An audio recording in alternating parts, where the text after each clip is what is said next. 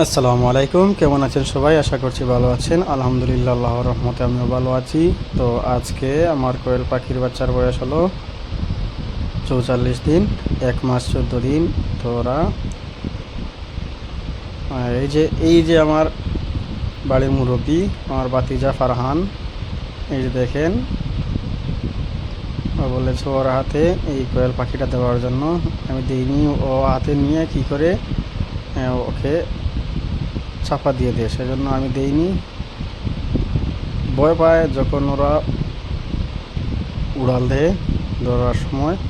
তো যাই হোক, এই যে আমার এইখানে মোট 121টি কোয়েল পাখি আছে, মাশাল্লাহ, আল্লাহর রহমতে ওরা ডিম পাড়ছে। এই যে দেখেন, একটি ডিম পেয়ে গেছি।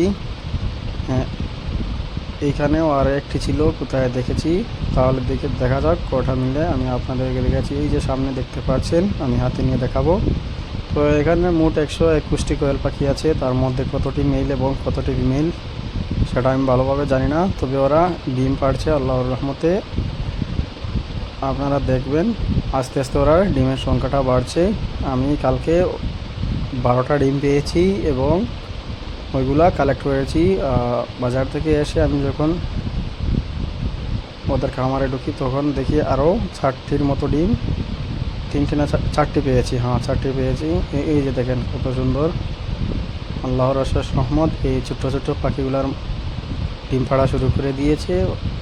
অনেক সাইজেও অনেক বড় আছে ডিমগুলা, তবে সবটি বড় না, তার মধ্যে ছোটও আছে এবং বড়ও আছে। তো আমি আরও 100টি কোয়েল পাখি আনার চেষ্টা করছি। আপনারা সবাই দোয়া করবেন, ইনশাল্লাহ আমি এগুলোও শীঘ্রই নিয়ে আসবো।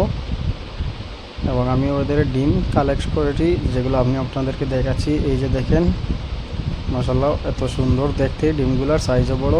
এবং এই যে আমার সোনালি নতুন যে 50টি এনেছিলাম, আজকে ওদের বয়স 8 দিন হয়ে গিয়েছে।